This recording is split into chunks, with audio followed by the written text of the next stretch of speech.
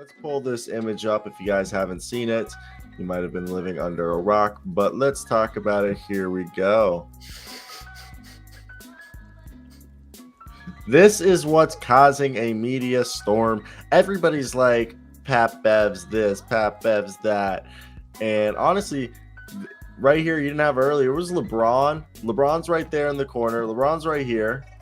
Then you got yourself Lonnie Walker, who was listening, but he's like looking around now. And now Anthony Davis had to coerce fucking Russell Westbrook to come over.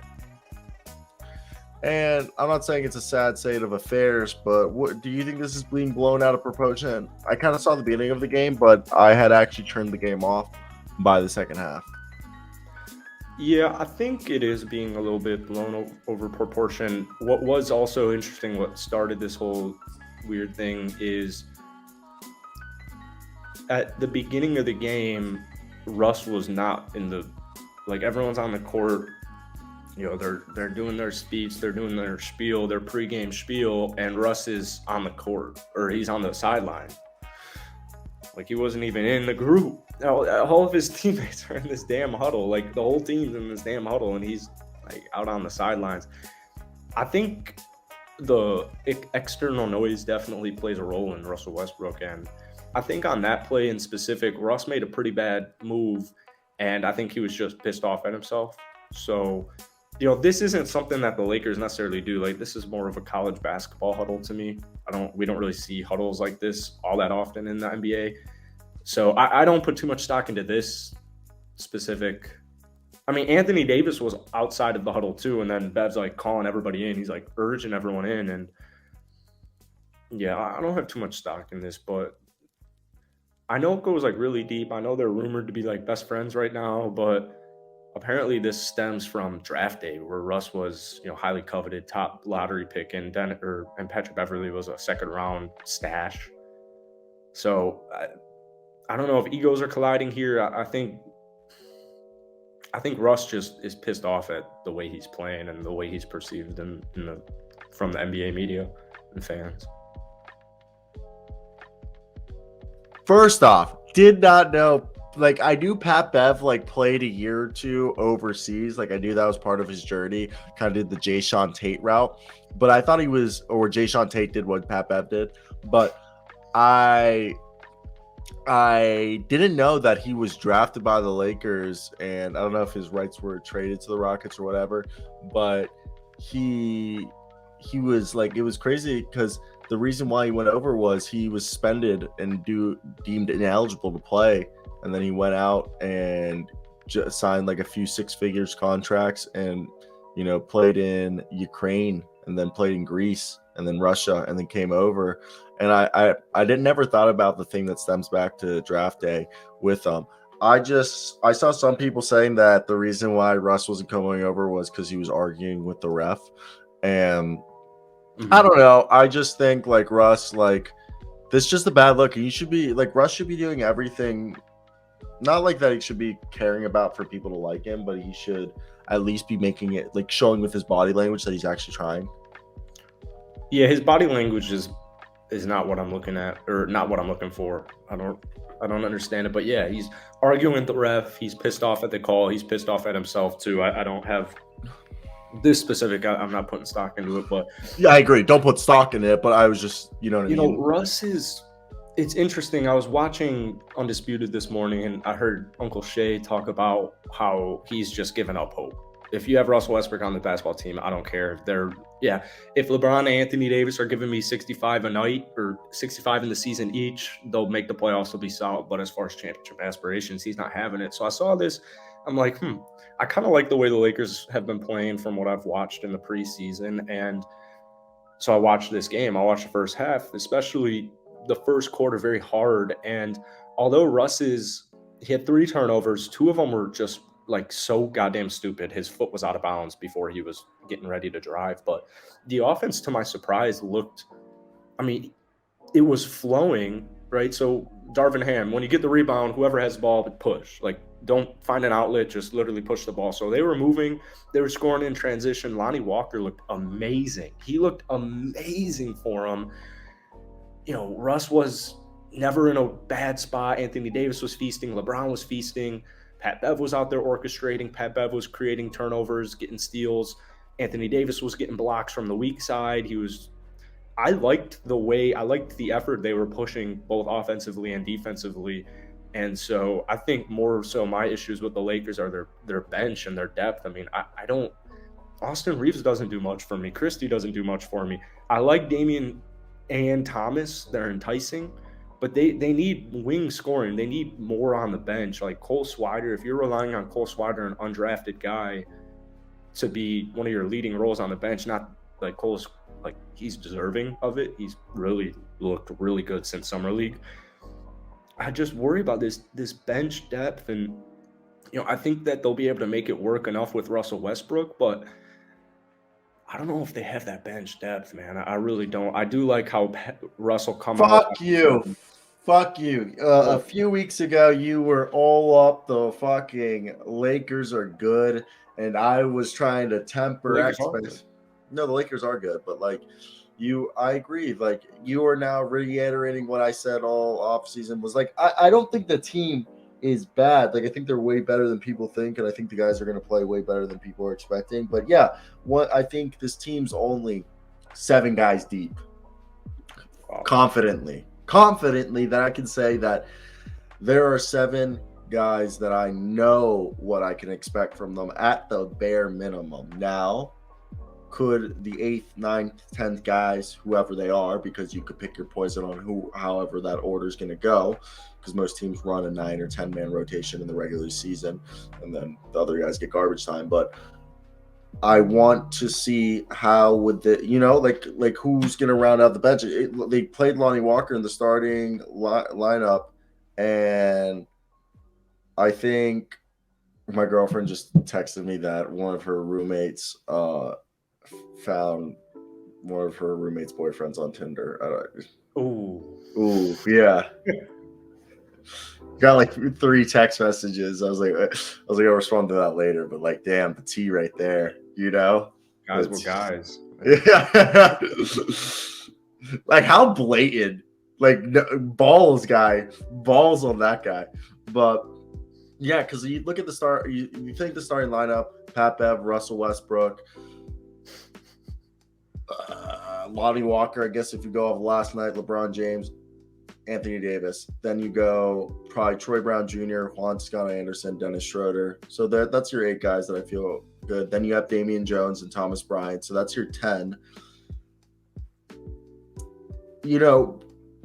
That's not bad. Okay, you got a center rotation. You got a front court. I'm confident in the front court. I think the front court's a little underrated. And the guard rotation, I really don't think that bad. Russell Westbrook, Pat Bev, Dennis Schroeder, Kendrick Nunn. So you got 11 guys actually. So and Lonnie Walker too, and you got Austin Reeves. Those guys can play the wing. Troy Brown's just a wing. I think the wing's the weakest position. I think the wing's where I get concerned. But the guards, I'm not scared of. I'm not afraid of. Not afraid of the depth. I think they're fine right there, especially that they got Scottie P on a 2-way. Maybe he'll surprise people and get it called up. But I really like the Dennis Schroeder, Russell Westbrook, Pat Bev trio right there, rotation. And then you got yourselves Kendrick Nunn, and you also have Max Christie, who we're not mentioning, could be like Courtney Lee for them. I mean, that's a stretch, but Courtney Lee was a guy who really helped out as a rookie for the Orlando Magic. I just think there is a lot right here that I think it's an underrated group. If I had to say there was a reason for me to be concerned, it's at the wing position, Austin Reeves, Lonnie Walker, and Troy Brown is that rotation, and LeBron when they go big. Okay, that's the rotation right now. And because it seems like LeBron and Anthony Davis is your front court right now with, I guess, Juan Toscano-Anderson and Thomas Bryant and Damian Jones being that front court depth. So that and Wayne Gabriel as well. Yep. So I think Thomas, my concern with Los Angeles, I mean, they're still a contending team. I think I'm really noticing the loss of Carmelo Anthony right now. I think, obviously he has defensive issues. I mean, 15 point per game scores don't grow on trees. It's just the reality of the fact. So if I'm Los Angeles, what I'm doing is, I like TBJ, I like JTA. I'll give them a little bit of time. But if not, I'd be looking into guys like I mean, Melo might go to Brooklyn. Rodney Hood, Justin Anderson, DeAndre Bembry. I mean, we have the whole list right there of even vets. Like, I think LaMarcus Aldridge, you got Carmelo, Dwight. These are all guys that could be great 10th or 9th guys in a rotation. Yeah, I think they have the centers. I'm not saying for this team. I'm saying for any team. But yeah, I just need more wings on this team. I don't think they're too far off. I think Melo would change a lot for them. This team's calling card is going to be defense. This team, the way that their offense is going to be good is if the best offense is defense, and that's what it's going to have to be for this team. I think this team is going to be fine because, you know what's a real big chip? You know what's a real big motivator? LeBron James. I mean, besides that, but a chip on your shoulder, being doubted. Yeah. Expected to be bad. Yeah, underdog. Being an underdog, that motivates people. You know, it's something that fuels you. It galvanizes the troop. It creates camaraderie amongst the team that, you know, you're not expected to be good, the people you have around you. And they got young guys. They got defense. They got people that everyone, something that people don't realize with all the players they brought in. You want to hear something that they did? Well, about like all the players that they brought in except Thomas Bryant. And besides Thomas Bryant's ACL tear, all these guys are healthy. These guys all the guys they brought in, every single one of them have never had injury problems. They've all been relatively healthy guys in their career. Pat Bev, okay? You got yourself Troy Brown, Damian Jones, Thomas Bryant excluding his ACL tear, okay? Lonnie Walker. All guys who are healthy, being healthy, like don't miss games. Juan Toscano Anderson, never really missed games, okay? So I think one of the things that they looked for was also all the guys that they brought in when I think the only one, like Lonnie Walker has a little bit of a tendency to disappear with the Spurs, but one could say that was because the Spurs were bad at times. But all these guys, when they're tuned in, they're hustlers. A lot of this team is built up of hustle, you know, grinders.